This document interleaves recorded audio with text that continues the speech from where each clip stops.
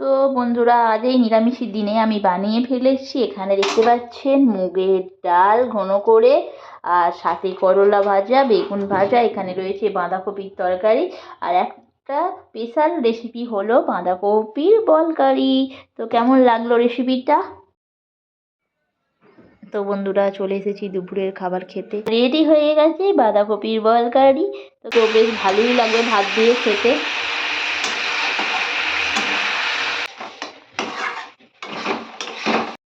দেখো বন্ধুরা, হয় ঝাল ঝাল। তো মা বাড়িতে এইভাবে করে।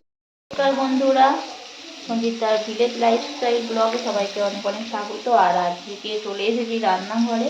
তো আজকে যেহেতু নিরামিষ, তো নিরামিষের দিন আমি বানিয়ে নিচ্ছি। দেখতে পাচ্ছেন এখানে করলা ভাজা হচ্ছে, আর এখানে হয়েছে বেগুন ভাজা, আর এখানে হয়েছে মুগের ডাল। এই দেখতে পাচ্ছেন মুগের ডাল, আর সাথে বাঁধাকপির একটা তরকারি, আর একটু বাঁধাকপির কোপ্তা। তো আজকে হবে এই রান্না। তো চলুন।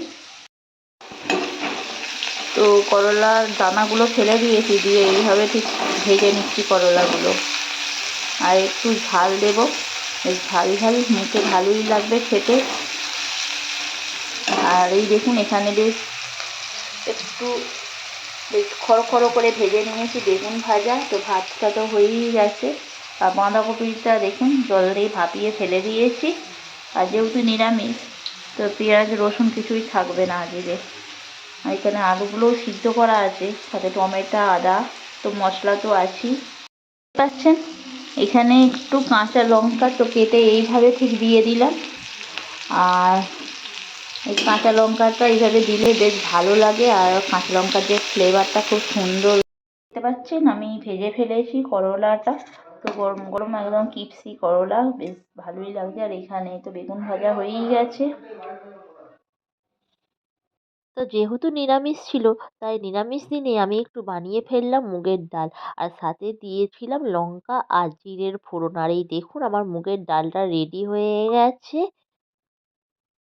তো এই দেখুন বাঁধাকপির মধ্যে দিয়ে দিয়েছি আদা, জিরে, আর এখানে দিয়ে দিয়েছি লঙ্কা গুঁড়ো, হলুদ গুঁড়ো। তো এটাকে ভালোভাবে নাড়বো, নেড়ে এখানে বাঁধাকপির তরকারিটা বানিয়ে নেব। বাজে এর মধ্যে নিয়ে নিয়েছিলাম মশলা, আর এই দেখুন হলুদ গুঁড়ো। তো এটা একটু বেসন নিয়ে একসাথে মেখে দিয়েছিলাম, আর একটু দিয়ে দিয়েছিলাম আদা। তো যেহেতু নিরামিষ, তো এটাকে একটু ভালোভাবে মেখে নেব। আর এই দেখুন বাঁধাকপিটা হয়ে গেছে, তো এটা এবার নামিয়ে ফেলবো। তো এই দেখুন বাঁধাকপি রেডি হয়ে গেছে। তো দিয়ে দিলাম কড়ার মধ্যে তেল। এই মুন্ডুটা আমি করে রেখে দিয়েছিলাম, আর সাথে নিয়ে নিয়েছিলাম একটু টমেটো কুচি, আর এখানে আদা। আর তারপর তো ভাজা মশলা আছে, আর এখানে একটু ধনেপাতা কুচি, যদিও তো নিরামিষ হবে। আর এখানে দিয়ে দিয়েছি কড়ার মধ্যে তেল, দিয়ে দেবো এইভাবে দিয়ে দিলাম। তোমার ওই জামা প্যান্ট গরম জলে সারা পানি দিয়ে কেটে দিস। হ্যাঁ, ঠিক আছে। তো এইভাবে দিয়ে দিলাম।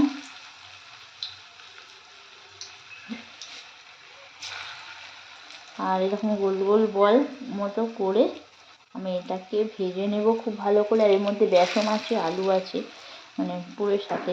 তো এটা ভালো বেশ শক্ত হবে।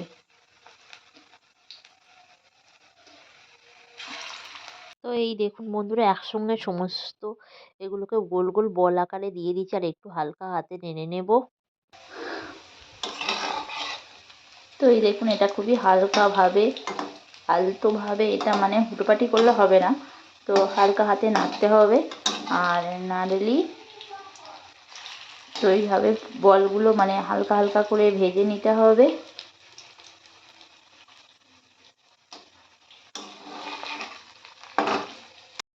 এই দেখুন বন্ধুরা, হ্যাঁ হ্যাঁ, তো এই দেখুন বন্ধুরা, আপনার ছেলে হয়তো খাবে হয়তো।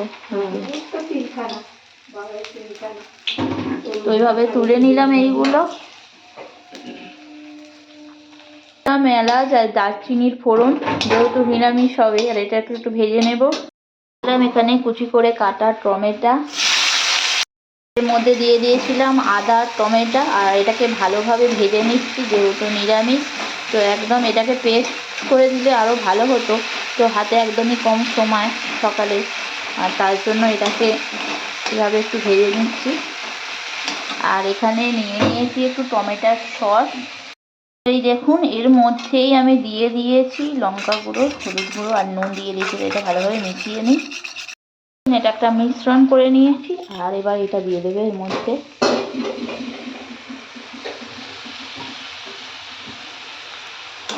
তো এটা ভালোভাবে নিয়ে নেব। আর দেখুন বেশ একটা গ্রেভি গ্রেভি ভাব হয়ে গেছে। এই দেখুন এটা ফুটছে, তো আমি এবার এর মধ্যে দিয়ে দিলাম এই বলগুলো, বাঁধাকপির বলগুলো। আর এটা এইভাবে ছেড়ে দিলাম, আর কিছুক্ষণ ধরে ফুটবে এটা। তো দেখুন খুব সুন্দর লাগছে। তো নিরামিষ দিনে এরকম খাবার যদি হয়, এখানে কাটা আছে ধনেপাতা, ধনেকুচি, আর এর মধ্যে ছড়িয়ে দিলাম। কেমন লাগছে রেসিপিটা ভালো লাগলে লাইক করবেন, শেয়ার করবেন, কমেন্ট করবেন। দেখা হবে নেক্সট ভিডিওয়। টাটা, অন্য কোনো রেসিপি নিয়ে। তো বন্ধুরা চলে এসেছি দুপুরের খাবার খেতে।